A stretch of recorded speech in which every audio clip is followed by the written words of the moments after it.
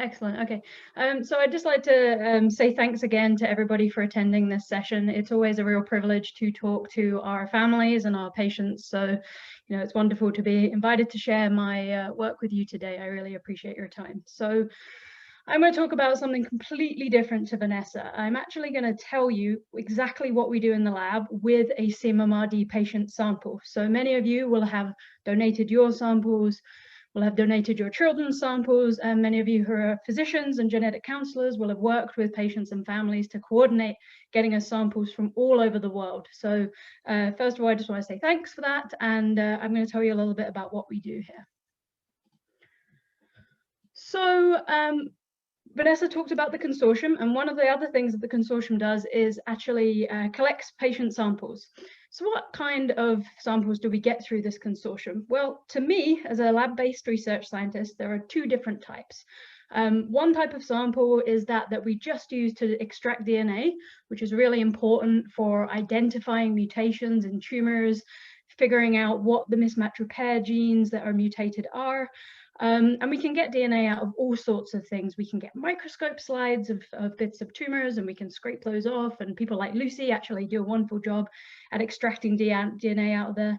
So the samples that we get for that kind of work don't have to be alive. DNA is a really stable molecule, and you'll probably have seen, you know, Jurassic Park and things like that, where they get DNA out of the dinosaur, you know, bit in the amber and things. And now we don't use dinosaur samples, but, you know, we can sometimes get DNA out of samples that are many, many years old. So that's one type of sample that we use. But the type that I really use a lot is a live tissue.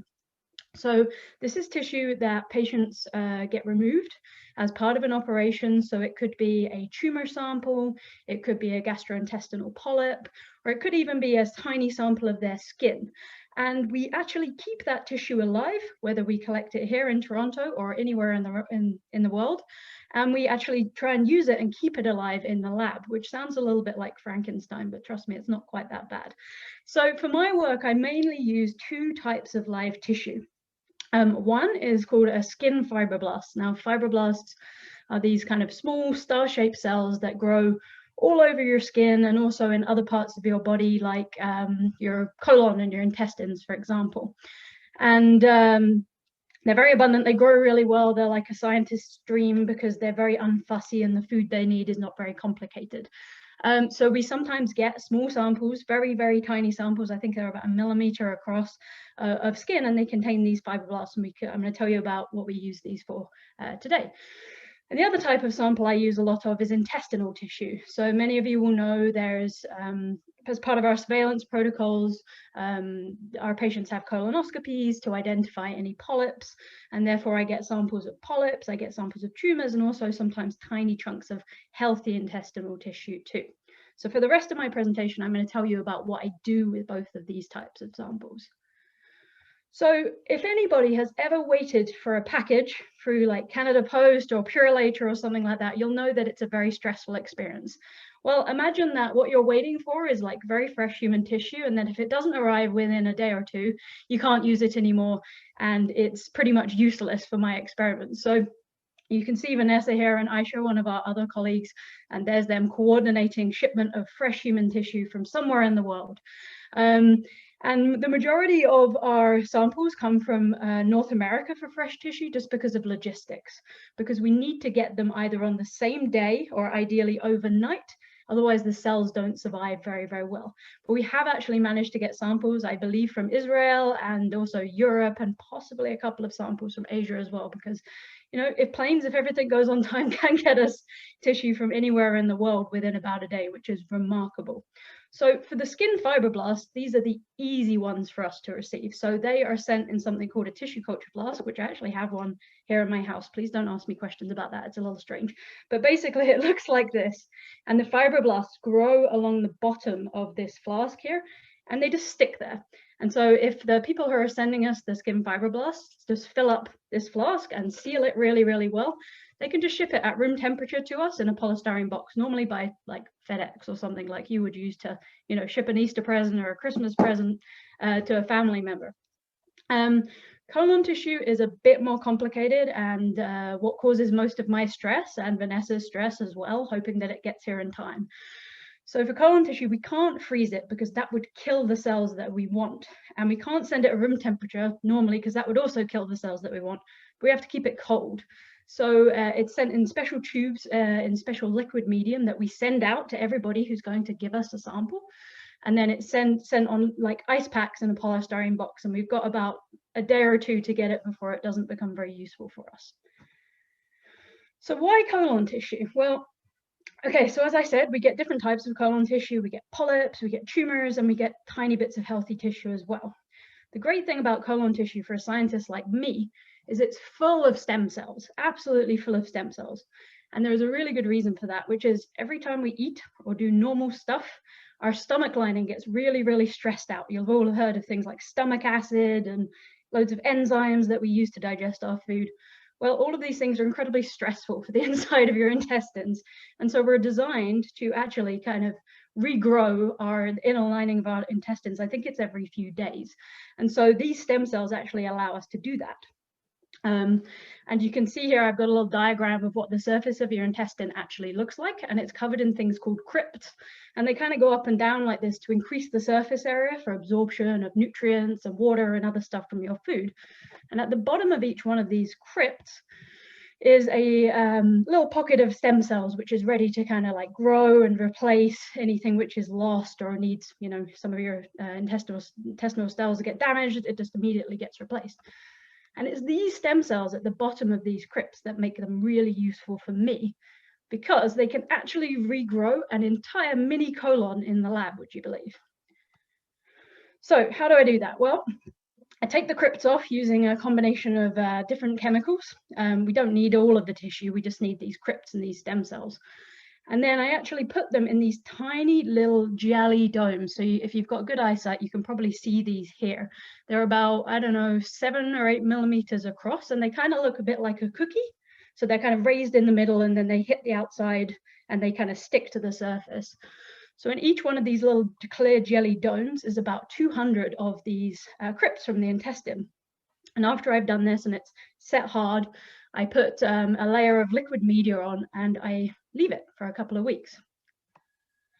And after a week or two, it looks like this. And each one of these little structures you see here, whether they be the little kind of twisty blobs here or these kind of more cystic-like things, came from an individual stem cell that I took out of that sample that we received. And you can see some of them that look down. I hope you can see my cursor, but if not, it's at the bottom left of the screen. You can see some of them look like little tubes. And so these stem cells are incredible, because if you give them the right environment, they'll actually grow into tiny little intestines, basically, which, I mean, every time I do it, it still impresses me because it's so cool.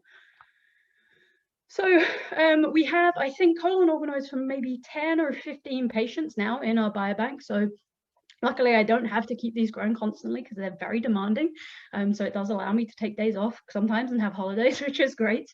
But we actually are able to freeze them down. First of all, in our -80 freezer, you've probably heard lots about those in the news at the moment with regards to COVID vaccines. So they look a bit like this.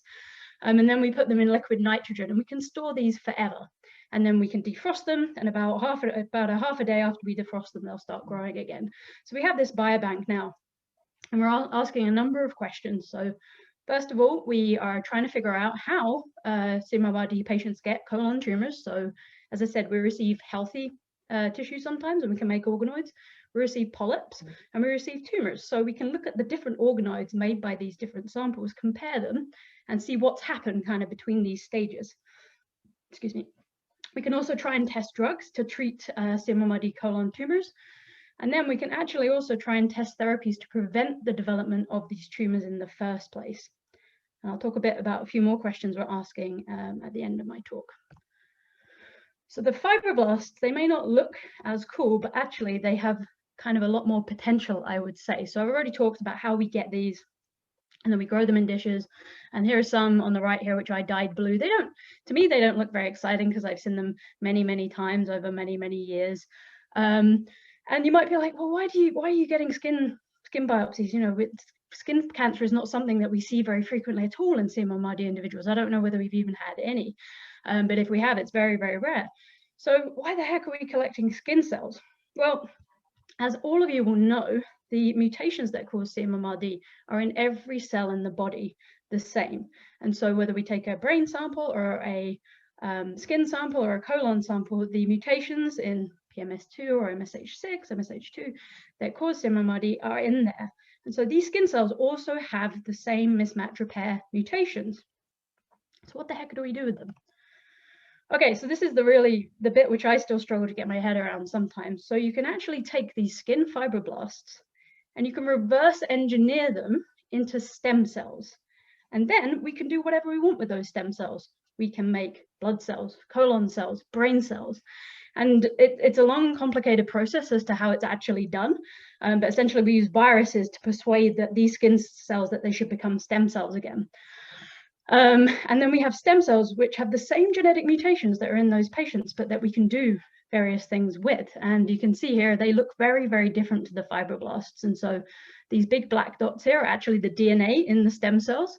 And you can see in some of the cells, there's actually 2 blobs of DNA, and that shows me that the stem cells is actually dividing.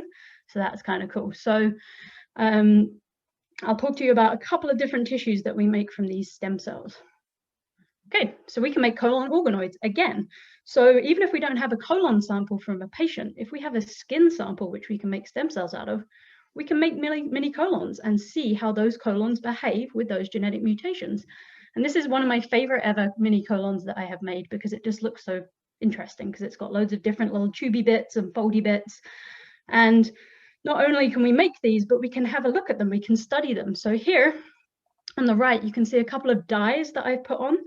The one on the right, the far right, which is a brown dye, actually identifies a mismatch repair protein called MSH2. And so we can see in this one, this particular one, it does have MSH2. This is a control organoid that I use for my experiments. It doesn't have mismatch repair deficiency. And the purple stuff is basically just it's a kind of pretty stain that shows us that the cells are where they should be. Okay, again, the thing that I think I do, which is most cool, we can make mini brains from these stem cells that we make from skin cells. It sounds like science fiction, but trust me, we do it on the 17th floor of the Sick Kids Research Tower. And this is probably my favorite thing that I've ever done in the lab. And so they're absolutely tiny to start with. On the left, the kind of gray picture, you can see there's loads of bubbles coming out of them. This is after about 2 weeks we start growing them from stem cells. A few weeks later, the little spiky bits that you can see on the picture in the middle are actually neurons starting to form and coming out of the mini brain. And then in the top right, these are the mini brains kind of entirely formed, and they're about 2 millimeters across. They're tiny, tiny little white blobs. But we can do this. So if a child has never even had a brain tumor, never had a brain tumor at all, with a skin sample, we can see how their genetic mutations might behave in brain tissue, because of course we don't want to be taking brain tissue from healthy patients. We can't do that, and we would not want to. But with this, we can study what might happen to their brain tissue should they ever get a tumor, or whether it's likely, for example. And so one of the questions we're asking is simply, do our mini brains with CMMRD eventually get mini brain tumors? And this is a picture which essentially just allows us to look at the structure of the mini brain. So we essentially slice it in half, and we look at the surface of the mini brain, and you can see there's loads of different types of structure. It doesn't look exactly like a sort of normal brain or a brain scan that you would see. These are not that advanced, but you can see there's like different circles there, and these are things, these are like little holes in the mini brain, which we actually also see in normal brains as well. They're called ventricles in human brains, and they allow for like nutrients, etc., to be exchanged in the brain. And you can see on the left, obviously this is the actual size, but our microscopes allow us to zoom in much further and look at even individual cells in the mini brain. And this is a kind of little section of one of the brains. Each one of these blue dots here is a single cell, and we can see that they're at a different structure. This is one of those holes that I talked about, which we're really interested in, because there is some thought in the medical field that a certain type of brain cancer might start around these like holes. And so we can see in our case whether that is the case. And we actually do some really exciting work with a group in the UK. And the group in the UK uses a laser to dissect bits of our mini brains, and then have a look at the DNA sequence of those bits to see how it compares to other bits that don't have CMMRD, other mini brains that don't have CMMRD. So just before I end, because I think I'm a little bit over time and I don't want Lucy to get upset at me. So we've got a load of ongoing research projects that are using these organoids to actually answer real questions that make a difference to people like you. So we want to ask the question, why do some of our patients get like loads of brain cancers and some just get colon cancers and no brain cancers at all? We are asking, you know, why some patients get loads of colon cancers and polyps, and then some get none at all. And we're doing another really exciting piece of research with another group in Europe, actually investigating whether it might be dependent on a combination of normal gut bacteria, in which all of us have, but whether there's certain types of gut bacteria which might predispose some people to get with CMMRD to getting colorectal cancers and polyps more than others. So we're really using these organoids in as many ways as we possibly can to answer loads of different questions. And as Melissa Aronson said as well, for example, with EpCAM, there are questions about whether that causes CMMRD in all tissues or not. These organoids can perhaps you know, help us answer those questions as well. So they're really exciting. So I just want to say thank you to everybody else in the lab who's helped with this work. Cindy Zhang in particular has done a lot of this amazing work, and you know, we're a really, really good team and we work together really well. So, you know, sometimes when the colon organoids need feeding every day, somebody will agree to do it for me so I can have like a day off in the middle of these big experiments. And yeah, I guess I just want to end by really encouraging you to ask as many questions as you want. This session is for you. There are no stupid questions at all, and I'm more than happy to answer anything about what I've just shown you today. And I really hope you feel comfortable asking loads of questions. So thank you so much.